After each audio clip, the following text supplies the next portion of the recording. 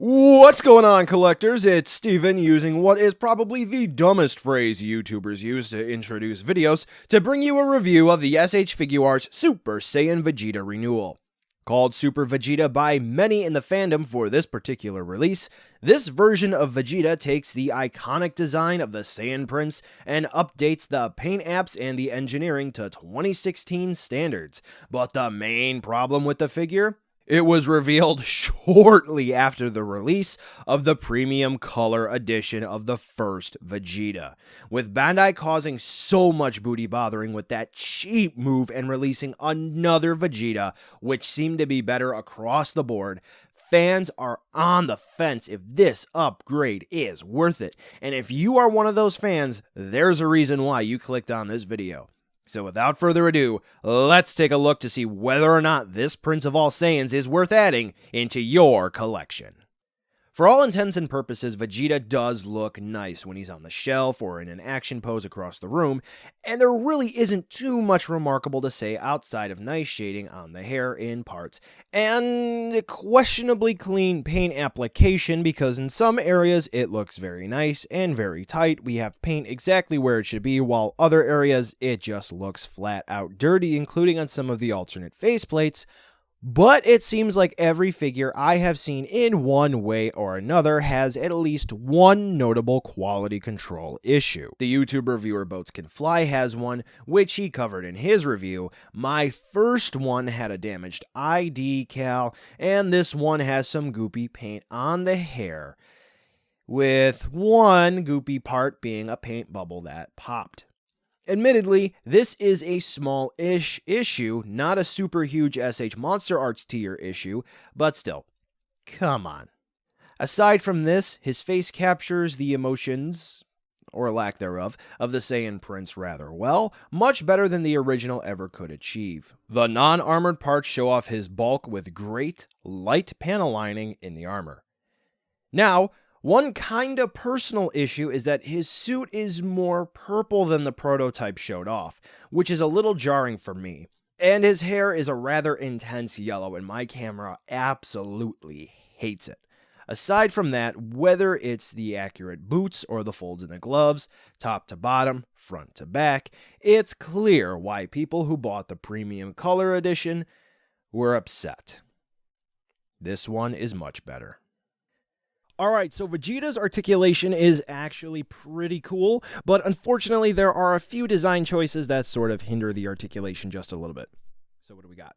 The head plugs into the neck on a ball joint so we can move Vegeta's head around like that. And then we have a hinge and we have a swivel combination that plugs into the neck, which makes things even better. So we get even more range of movement there. You can sort of wiggle Vegeta's head back and forth like that. The neck plugs into the shoulder connection on a ball joint so we can get Vegeta to move around even more. So that is awesome. Lots of range of movement there. We do have interesting shoulder joints.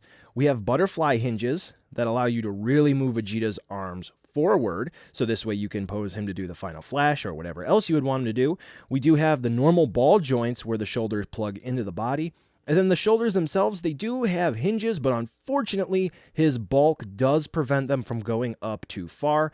But if you have a little bit of creative posing ability, then you can sort of kind of almost remedy that. But take note that the hinge doesn't go all the way around like some of the other Figuarts, which might be in your collection. So we do have a bicep swivel, so you can spin his arm around like that. We have double hinged elbows. Pretty straightforward. For some reason, this hinge doesn't like to move too much, so sometimes you're going to have to manually move that. But that's still cool. For the wrists, we have swivel hinge combos, so we can swivel them at the base where they plug into the forearms. Then there's an active hinge. As you can see there, it moves in one direction, but we can't get it to move in another. And then the wrists actually plug into the hands on ball joints, so we get even more movement there if you really wanted to. Now, for the torso, we have an ab crunch that has a hinge and a ball joint, so you can twist and turn Vegeta around, and you can move him forward and back, which is pretty good. We get lots of movement forward, but not too much back, which is a shame. Now, for the waist, down here, we do have a ball joint and hinge combination, and I mean that quite literally. There's a ball joint that plugs into Vegeta, and then that ball joint is on a hinge, so you can move Vegeta forward and back. For the hips, we have swivel hinge combos here. They are swivels that plug into the crotch, right? And then there's a hinge that allows you to move the legs out like so. That's about as far as they move because the sculpt unfortunately prevents further range of movement. And that's about far back, and that's about as far forward. We do have swivels where the hip joints plug into the thigh. We have double hinge knees, which is really awesome. We have very interesting ankle articulation, where we have a double axis or a barbell-style ball joint that plugs into the feet. Come on, you. But they like to fall off for me.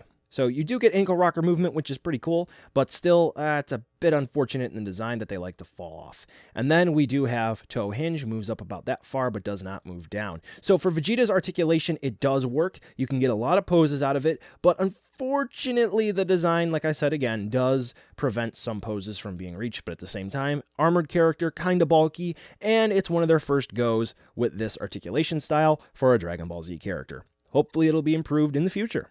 Now for accessories, and for the price. In hindsight, the fact that they reuse the mold for other figures, even in part, well, the accessories, they're kinda light. We get alternate faces, 2 of which are the same but with different eye decals, crossed arms, 3 sets of different hands with 1 extra hand for the thumbs up, and that's it. Let's get to it.